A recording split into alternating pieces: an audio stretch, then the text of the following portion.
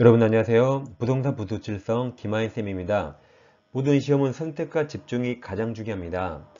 민법 시선집중 강의는 공중기사 시험에 해마다 출제되는 민법 포인트 40을 집중 공략하는 강의입니다.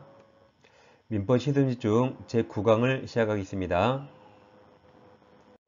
이 시선집중 퀴즈는 민법 핵심사항을 98페이지로 담은 초핵심 요약집입니다.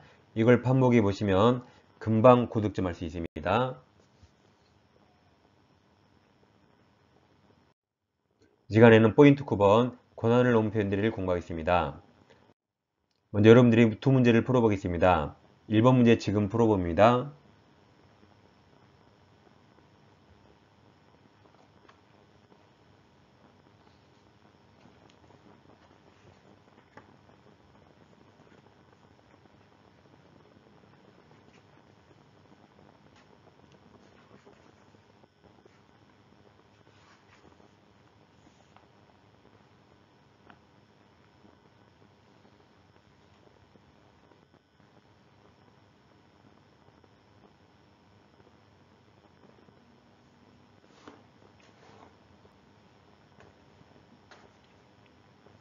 자, 그 다음 문제 넘어가겠습니다.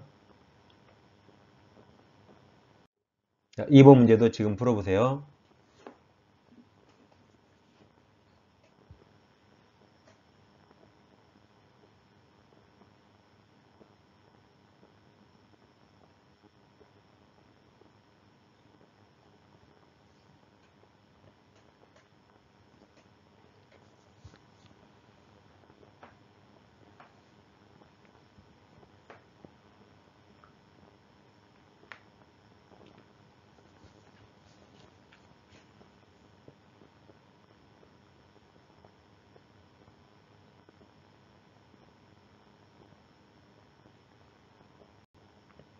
자, 정답 정하셨죠? 같이 풀어보겠습니다.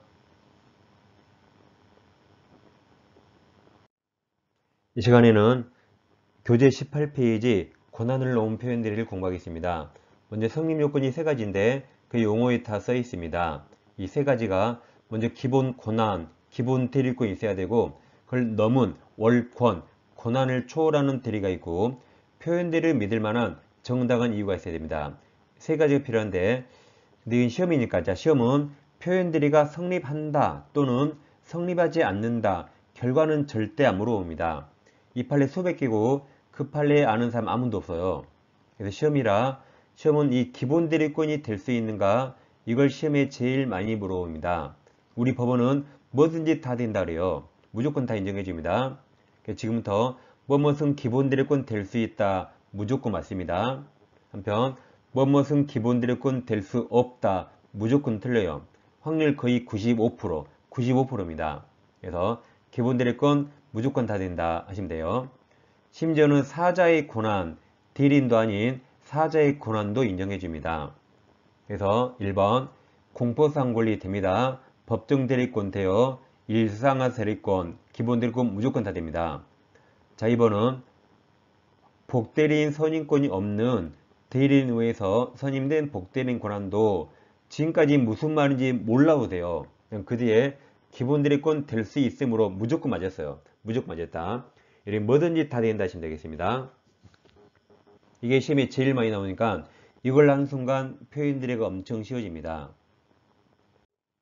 두 번째, 그럼 기본 대리권과 실제로 한 올권 대리가 동종유사해야 되는가? 이것도 유하지 않습니다. 두 개가 전혀 별개라도 상관없습니다. 예를 들어서 갑이 을에게 내 앞으로 등기 오라고 등기 신청권을 수했습니다. 갑은 등기 필요한 인감이라든가 등기 서류를 다 줬겠죠. 그럼 을은 그거 가지고 등기 서류를 가야 될 텐데 자기 채권자 병을 찾아갔습니다. 병 사채업자가 오늘까지 돈 안 주면 죽여버린다 해서요. 그래서 우리 죽기 싫어서 갑에게 해야 할 등기를 병 앞으로 등기했습니다. 그러니까 돈 대신 물건으로 대물을 변제한 거죠. 갑이는 현명했습니다. 그럼 을은 대물을 변제할 권한이 없으니까 이게 무권들입니다. 무권들이라 병 등기도 무효가 되죠. 병은 을을 죽이느니 이걸 유효로 바꾸면 좋겠죠. 그래서 병이 갑에게 표현 대리를 주장해 봅니다. 이때 첫 번째 논점, 을에게 기본 대리권 있는가 문제가 되는데 등기 신청권은 등기소가 신청하는 공법상 권리입니다. 공법상 권리도 기본 대리권 될 수 있나요? 네, 무조건 다 된다. 기본 대리권은 공법상 권리 될 수 있습니다. 등기 신청권 될 수 있다. 등기 수여 행위도 될 수 있습니다. 그런데 우리 실제 한 행위는 개인 간의 거래인 사법상 행위입니다. 그럼 기본 대리권은 공법, 실제로 한 행위는 사법, 두 개가 전혀 별개죠. 그래도 동종유사성 유하지 않기 때문에 상관없습니다. 따라서 병역에 정당한 이유가 있으면 표현대리가 인정됩니다. 그럼 표현대리가 인정되면 본인값은 무권대리인 대물 변제를 이행하기 때문에 병이 유효하게 소유권 취득할 수 있습니다. 이 두 가지가 시험에 제일 많이 나오죠. 다음 정당한 이유 판단 시기는 뭐든지 행위 당시죠. 무권대리 행위 당시입니다. 그 이유 사정 고려하지 않습니다. 따라서 표현대리도 무권대리 행위 당시에 있었던 직접 상대방 병만 표현대리를 주장할 수 있고, 만약에 정이 병에게 전득가 있다면 전득자는 무권대리 할 때 없었죠. 따라서 이 전득자는 표현대리 주장할 수 없습니다. 항상 행위 당시만 기준으로 판단합니다. 그래서 관련 문제가 있는데 이 세 가지도 시험이 엄청 잘 나옵니다. 먼저 과실상계는 우리가 교통사고에서 과실 6대4, 7대3 나누죠. 왜 나누죠? 돈계상, 이 손해배상 산정할 때 과실상계가 적용됩니다. 그럼 표현대리가 성립하면 표현대리는 손해배상하는 게 아니죠. 무권대리를 이행합니다. 따라서 표현대리는 손해배상이 아니기 때문에 과실상계 법리가 적용되지 않습니다.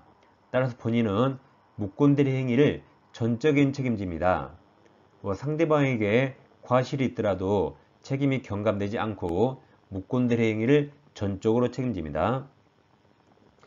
다음 표현대리는 무권대리 일종이죠. 따라서 유권대리 주장 속에 무권대리 속하는 표현대리 주장은 포함되어 있지 않습니다. 다음 표현대리가 성립하면 아까 계약상 이행한다 그랬죠. 이행하려면 이 대리 행위 자체는 완전 유효해야 돼요.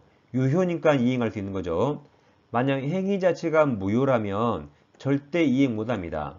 예를 들어서 대리 행위가 103조 무효면 이행할 수 없죠. 104조 불공정한 행위 무효도 이행할 수 없죠. 기타 강행법규 위반도 이행할 수 없습니다. 따라서 표현대리라는 개념은 행위는 완전 유효입니다. 대리권이 없죠? 그리고 행위는 완전 유효입니다. 행위가 무효라면 애초에 표현대리가 아닙니다. 대표적인 예로 비법인 사단 총위 재산을 대표자가 총회 결의 없이 임으로 처분합니다. 이거 총유는 물권법이라 물권법 위반하면 이 행위는 강행규정 위반 무효가 됩니다. 강행법규 위반 무효라 표현대리 법리가 적용될 수가 없습니다. 표현대리는 행위는 완전 유효입니다. 대리권만 없죠. 나머지는 완전 유효를 말합니다. 여러분 문제 풀어보겠습니다. 표현대리 설명 옳은 겁니까? 1번 상대방의 유권대리 주장 속에 표현대리 주장은 포함되어 있지 않죠. 2번 권한을 놓은 표현들이 기본 대리권은 아까 뭐든지 다 된다. 대리 행위와 같은 종류 행위에 관한 것이 한다 들렸죠. 동종유사성 유하지 않습니다. 3번 권한을 놓은 표현들이 기본 대리권 나왔죠? 그럼 무조건 다 된다. 무조건 다 된다요. 기본 대리권에 대리인에 선임된 복대리인 권한도 포함된다. 맞았습니다. 무조건 다 된다. 4번은 이제 125조죠. 대리권 수요 표시한 표현들에서 대리권 수요 표시는 대리권 또는 대리인이라는 표현을 사용한 경우에 한정하지 않죠. 어떤 명칭 사용을 무기인 승낙에도 될 수가 있습니다. 자, 5번 대리권 소멸 표현들이 이게 129조죠. 자, 그럼 129조 표현 대리권도 기본 대리권 될 수 있습니까? 네, 무조건 다 된다. 그럼 129조 표현대리가 인정됩니다. 인정되고 그 다음 그 표현대리의 권한을 넘는 대리가 있는 경우 그럼 이때는 129조 표현대리권이 기본대리권이 됩니다. 그래서 그 뒤에 권한을 넘은 표현대리가 성립할 수가 있습니다. 5번은 결국 129조 표현대리권도 기본대리권이 될 수 있다는 말입니다. 그러니까 권한론 표현들이 성립할 수 있다는 겁니다. 정답은 3번입니다. 이번 표현들의 설명 옳은 겁니다. 1번 본인이 타인에게 대리권을 소유하지 않았지만 소유하였다고 상대방에게 통보한 경우 그 타인이 통보받은 상대방 외의자네요. 외의자와 본인을 대리하여 행위한 때 민법 125조 표현들이가 적용될 수 없죠. 외의자니까 적용될 수가 없습니다. 이번 표현들이가 성립하는 경우 과실상계 법리를 유추 적용해서 본인 책임 경감할 수 없다 그랬죠. 본인은 전적인 책임을 집니다. 표현대리는 과실상계 법리가 적용되지 않습니다. 3번 민법 129조 표현대리를 기본대리권 나왔죠? 그 무조건 다 된다. 기본대리권으로 하는 민법 126조 표현대리가 성립할 수 있다죠?